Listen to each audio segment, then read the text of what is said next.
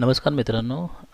आज आपण या ट्युटोरियलमध्ये पाहणार आहोत की ज्या आपण एक्सेल किंवा वर्डमध्ये कुठल्याही प्रकारे आपण कोणत्याही कीचा उपयोग करून एक शॉर्टकट की तयार करू शकतो किंवा त्या ऑलरेडी तयार आहेत त्या कोणत्या कोणत्या की आहेत, जसं ए टू झेडपर्यंत आज आपण पाहणार आहोत.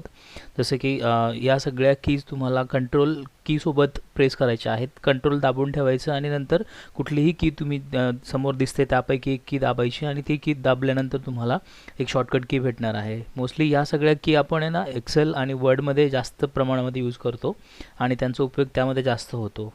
किंवा इतर काही सॉफ्टवेअर आहे जसे कोरल ड्रॉ आहे, फोटोशॉप आहे, त्यांच्यामध्ये थोडासा फरक आहे.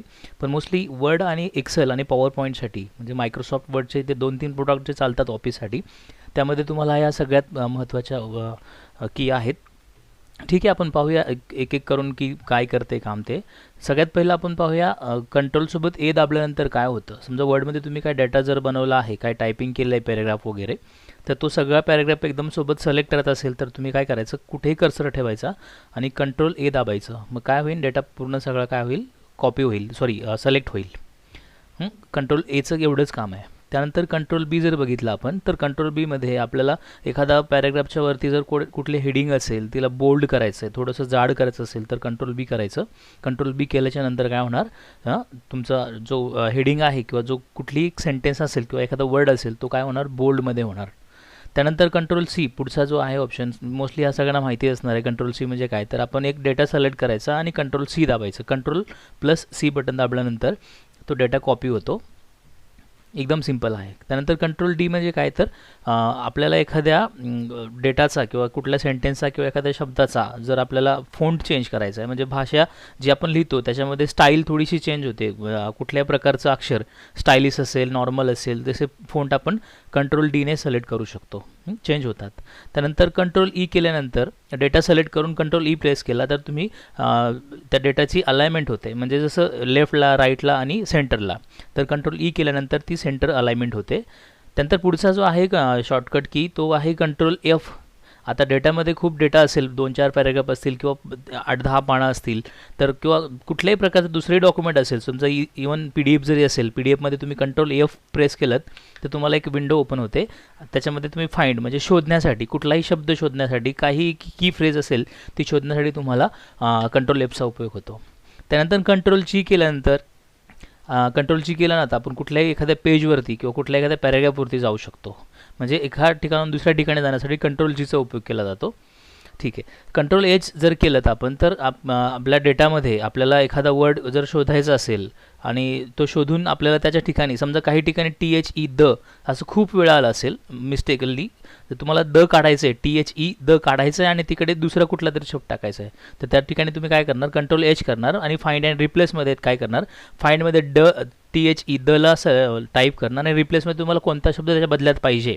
समजा एखाद्या डेटामध्ये अरुण खूप नाव आहे मिस्टेकने आणि तुम्हाला तिकडे सुरेश पाहिजे, तर अरुणला फाइंड करायचं आणि रिप्लेस विथ सुरेश करायचं.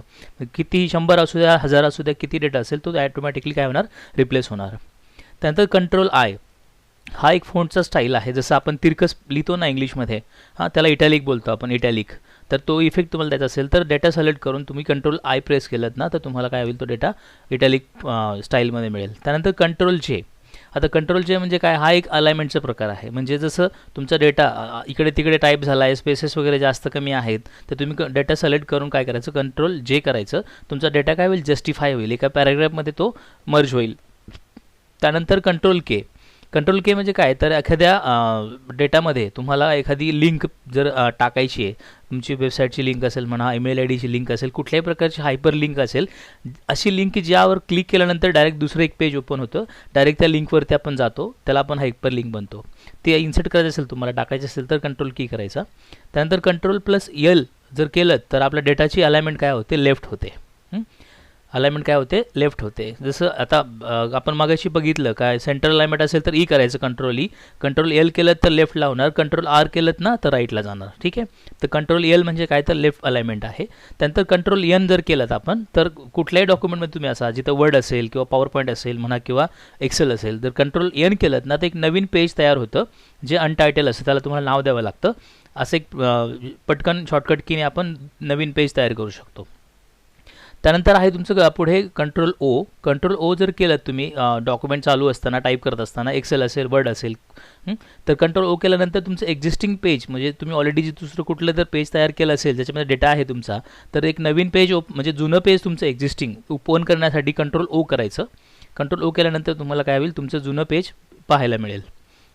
पाथवे द्यायचा आणि त्याला ओपन करायचं.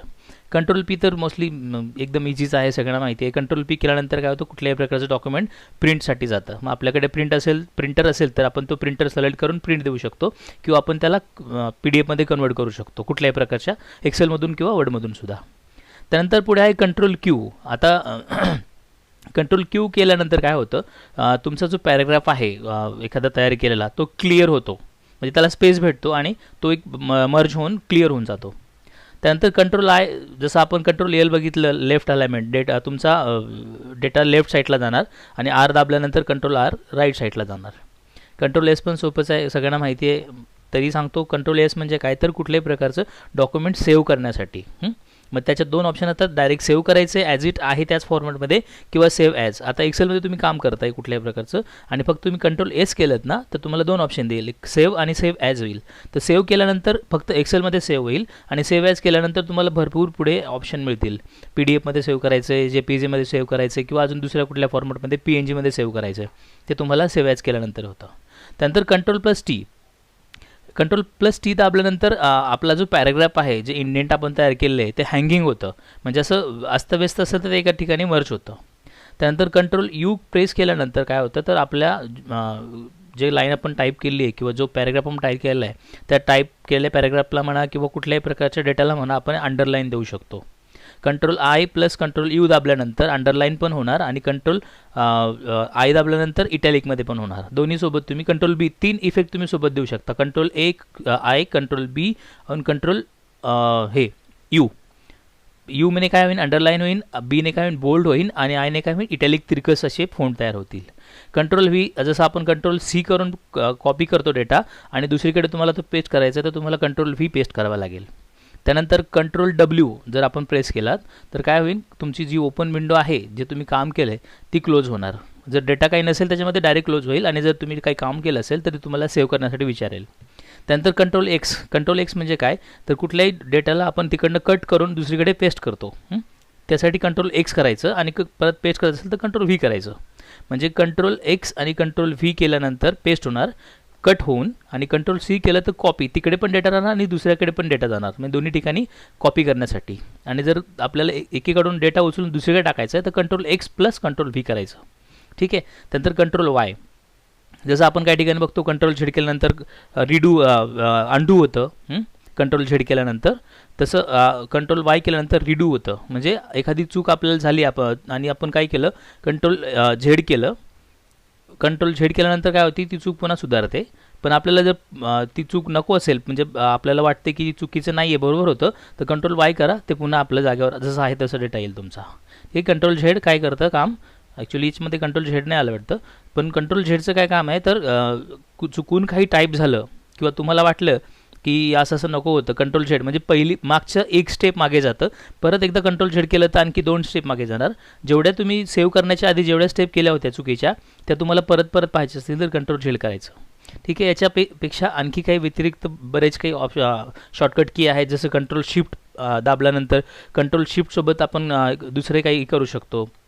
डेटा आपल्याला आहे तसा पेस्ट करायचा आहे, म्हणजे फॉर्मॅट नको आहे तर कंट्रोल शिफ्ट व्ही दाबल्यानंतर कॉपी पेस्ट होतो, पण डेटा तिकडचे जे काही आपण त्याला फॉर्मॅटिंग केलेली आहे ती राहत नाही.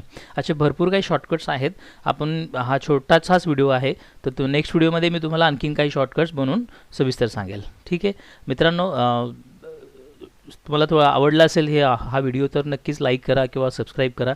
काय होईल, त्यामुळे आमचं थोडं मोटिवेशन वाढेल आणि नवीन काही करण्याची उमेद वाढते. त्यासाठी बेल आयकॉन पण प्रेस करा, नवीन जसं व्हिडिओ येईल तुम्हाला त्याचं अपडेट मिळत राहतील. ठीक आहे. धन्यवाद.